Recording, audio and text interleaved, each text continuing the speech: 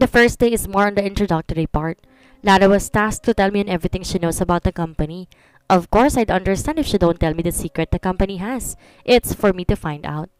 Kailan mong makahanap ng isang investor or client before this month's end nang sa gayon masecure mong seat bilang CEO ng kumpanya sa mga sunod pang buwan.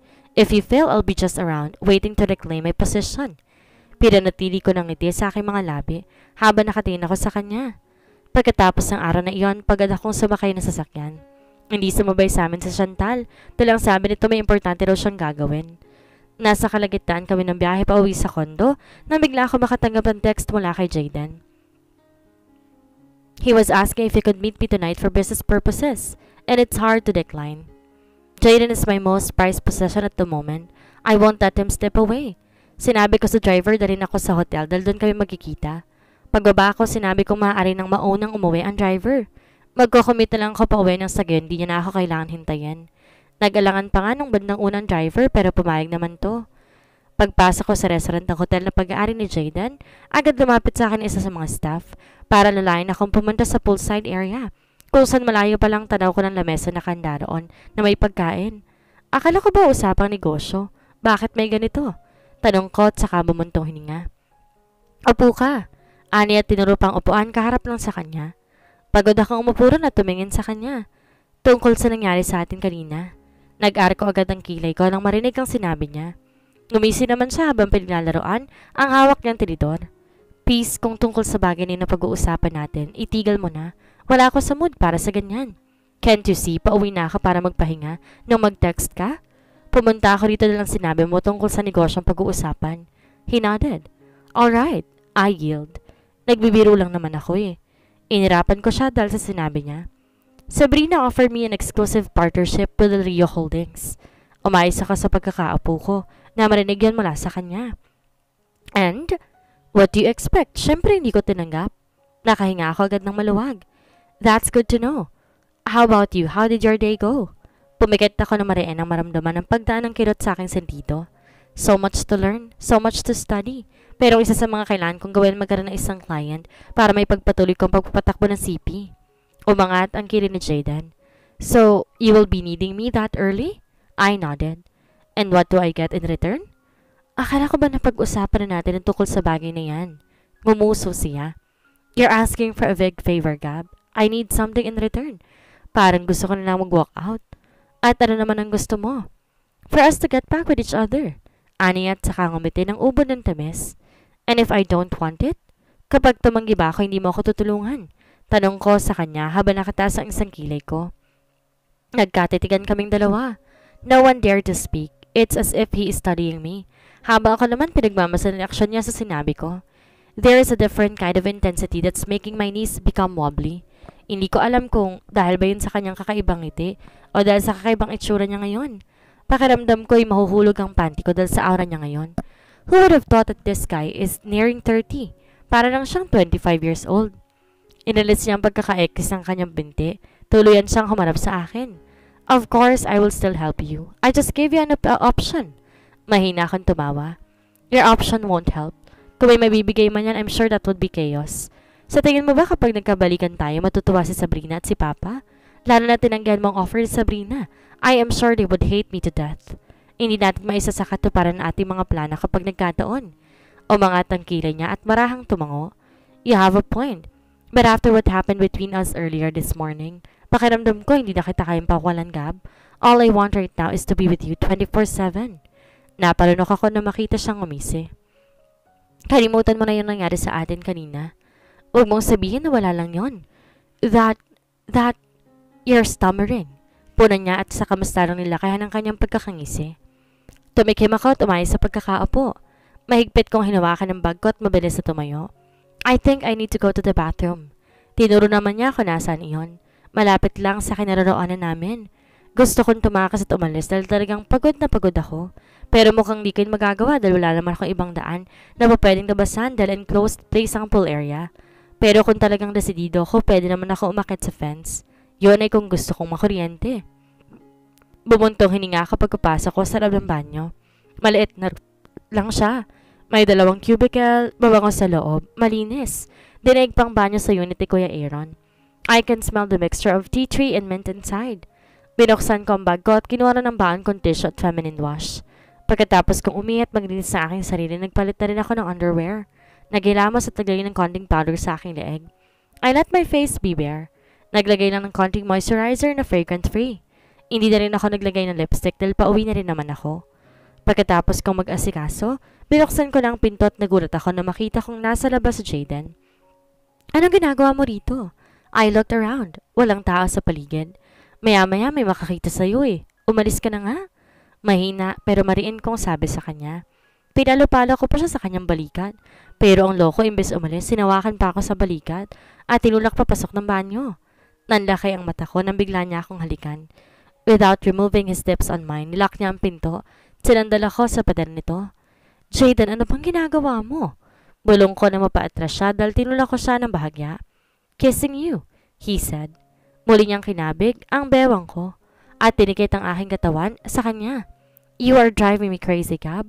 Ani niya habang ang kanyang halik ay bumaba sa aking leeg. Di ko napigilang umungol. Habang ang kanyang kamay pataas ang hawak. Jaden, don't leave a love bite mark. Sumunod naman siya sa sinabi ko. Muli niya ako nilikan sa aking pisngi at sa labi ko. Ang kanyang kamay abala sa pagtanggal ng botones ng aking blouse sa suot. Jaden, hindi pa pwedeng i-move ang session na to. Pagod talaga ako. He put his mouth beside my ear. Don't worry. Ako ang taya ngayon. The loss in his eyes is burning too. Visible not to notice. Dito talaga natin gagawin? Paano kung may kutok? Ayaw mo nun? There will be thrill. Kasabay ng pagkakaalis ay ang pagkarasin ng hook sa aking bra. Kusang dumuostos ang strap pababa ng balikat ko. Marahan niyang hinawi iyon. He dimmed the lights inside the bathroom. Marahan niyang inilas ang pagkakabotones ng aking slacks. Dahil madulas yun, kusa na nahubad ang suot ko. Panty lang natira sa akin ngayon. Smells good. Ani at dinampi ng halik ang aking hita patungo doon. Ang kanyang kamay naman sinalat ang akin. Gosh, this is making me crazy. He moaned after he touched the wet part of my panty. I knew it at mapapansin talaga niya yun. Tumayo siya tinalay na kumupo sa countertop. Lumod siya sa harapan ko sabay ng pagbuka niya sa aking binti. He put my legs on his shoulder. Now he's facing my front bottom. Inalikan niyang muling aking hita habang hinaapros ang kanyang daliri, pagitan ng aking pagkababae. I am still wearing my underwear. Di ko alam bakit ayaw pang tanggalin. Marahil gusto niya nakikitang naubusan ako ng pasensya. Pinatigas ang dila at nagsimulang hinagod ang labas ng underwear ko. Halos mapamura ako sa sarap niyon. Isang mahabang ungol ang pinakawalan ko at agad niyang hinawakan ang magkabilang gilid ng aking panty, tinilayon pababa. You're wet, baby? Nakaramdam ako ng konting hiya sa kanyang sinabi pero agad ding nawala iyon nang laruin niya ng kanyang dila ang kuntil sa pagitan ng aking pagkababae. Paulit-ulit nilaro iyon sa mabilis na ritmo kaya naramdaman ko agad ang namumuong iyon sa aking puson. Naramdaman kong malapit na at konting minuto na lamang ay lalabas na. Not so fast, baby. Nagsimula siya maghubad ng kanyang damit at pantalon, huli ang kanyang suot na boxers. Kahit ilang beses kong titigan ng kanya, hindi ko pa rin mapigilang mapahanga roon. It is perfectly designed, well built. Are you done checking out my manhood? Nakangising tanong niya. Umiwas naman ako ng tingin. Lumapit siya sa akin at muling binuka ang aking binti. Gamit ang duloy nilaro muna niya ang bukanan ng akin bago tutuloy ang ipiyasok sa loob. Saka ko nang naalalang wala siyang proteksyon na nilagay na nasa gitna na kami ng aming ginagawa. You did not use condom, I said, reminding him. He looked at me and kissed me. Do you want me to? Dahil pareho na kaming lango sa sarap na dulot na nangyayari sa amin, umiling ako. No, it's okay. Continue. Masuyong halik ang binigay niya sa akin bago niya binilisan ang kanyang paglabas doon sa loob ko. I bit my lips and covered my mouth nang sa gayon wala makarinig sa akin. Jaden moved faster and faster until I feel him stiffened. Kasabay ay naramdaman ko ang kanyang mainit na katas sa loob ko. Humingal pa siya na lumayo sa akin.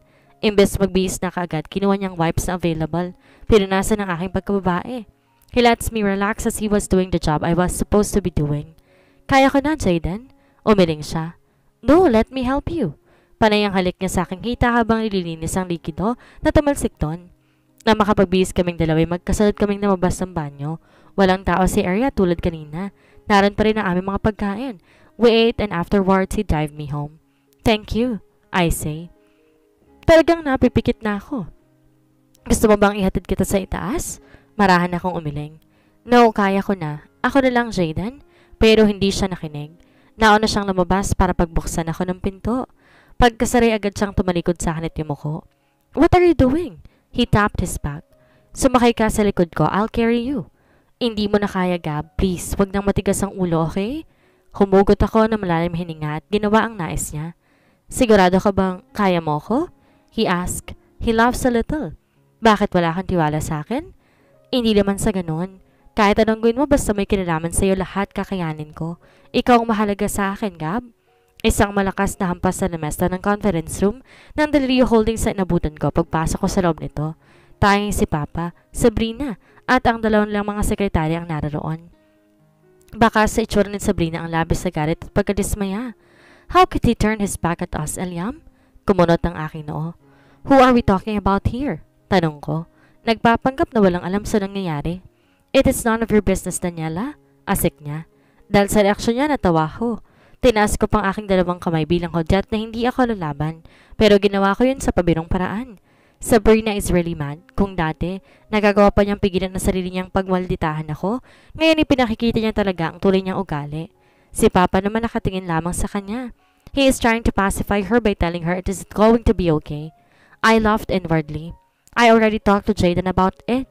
I am sure he will keep his promise to me. It is just the beginning. Why did you call me here? I asked as I sat down the middle chair that faces the projector. Tumayo naman si Papa at bumuntong hininga. Just to remind you that you'll be needing a big shot client in a month so you could remain as the trainee CEO of Centerpoint. I shrugged. Are you worried that I won't find someone? Tanong ko sa mapang-asar na tono. Your dad is serious here, Daniela. Nagsalubong aking kiling na marinig ang sinabi ni Sabrina. Bakit kung kausapin mo ako'y parang inuutusan mo ko? Even my mom never talked to me in that kind of tone. Sumama naman ang itsura niya sa sinabi ko. Bastos ka talaga, Daniela. I scoffed. Tumayo ako at tumakbang palapit sa kanya. Kung bastos ako, ano ka na lang? Baka nakakalimutan mo, hindi ka pa asawa ng papa ko.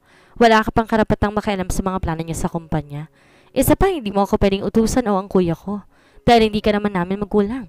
Mayroon kaming sariling ina, Sabrina. Maya ka naman sa sarili mo kahit konti. Hindi ka malang umabot sa kalingkingan ng mama ko. Isang malakas sa sampal ang ibinigay niya sa akin. Gulat na gulat ang mga taong nasa loob, si Papa at ang mga sekretarya, maging ang mga empleyadong napadaan ay napahinto para makiusyoso. Nang matauhan siya ay biglang nagbagong reaksyon ng kanyang mukha. Takot siya sa nangyari. Si Papa na may galit na bumaling din sa kanya. Nilapitan ako nito at tinignan kung ayos lang bang aking pakiramdam. Hinaplos pa ni Papa ang aking pisngi pero bahagya ko siyang itinulak palayo sa akin. I wasn't surprised, honestly. I was expecting that from her pero kapag nangyari na pala, pakiramdam mo parang biglang naubos yung pasensyang matagal mong inipon. Mahina akong tumawa at saka tumango-tango. See? This is how she treats me. Sabi ko kay Papa habang ang tingin nananatili kay Sabrina. Sabrina shakes her head. Paninisi pa niya sa akin. It is also your fault. I know. I provoked her to see her real character. Hindi nagsalita si Papa. He just looked angry but he did nothing para ipagtanggol ako. I stood there for several minutes waiting for him to do something. Pero gaya ng inaasahan ko, wala siyang ginawa. Tumalikod na kagad ako. Kinuha ko ang aking mga gamit at saka dire-diretso na lumabas ang opisina. Na makalayo na ako, saka ko narinig na tinawag ni Papa ang pangalan ko. Pero hindi ako lumingon. Hindi ako huminto sa paglalakad. My attention is focused on the path that I'm walking. Paglabas ko ng gusali, agad ako nagtungo ng sasakyan ko na ako mismo ang nagmamaneho. It's a long drive to finally get into the main building of Centerpoint. Pagdating ko doon, agad lumapit sa akin si Chantal at sinabing ipinapatawag daw ko sa meeting room ni Lolo at ni Tito Reagan kasamang kanyang anak na si Lara. It's been a week since you became the trainee CEO of this company and there is no visible changes from the data that I gave you since you started working here. Panimula ni Lara pagkaupo ko pa lang sa upuan. Ganun pa rin. Hindi tumaas o bumaba ang data sales. Kasasabi mo lang, it's been just a week. The last time we talked about it sa pagkakaalam ko, binigyan niyo ako ng isang buwan to have my first big shot client who will invest in Centerpoint. We are just reminding you, Daniela. Biglang singit naman ni Tito Reagan. Umugot ako ng malalim hininga at tumayo. Lumapit ako sa kalendaryo. Tinuro yun sa kanila. I open my phone and make them see the calendar app on it. See? I have my own calendar. I'm young. No need to remind me. I know what to do. I know what will be lost to me if I did not act accordingly. Muli akong umupo. Don't tell me you're planning to do this to me weekly. Tumikim si Lolo Raul. That's because we want to see your progress as a businesswoman. You should have been serious when we're talking about this matter. I am serious. Just because you're not seeing me working my very best doesn't mean I'm not doing it.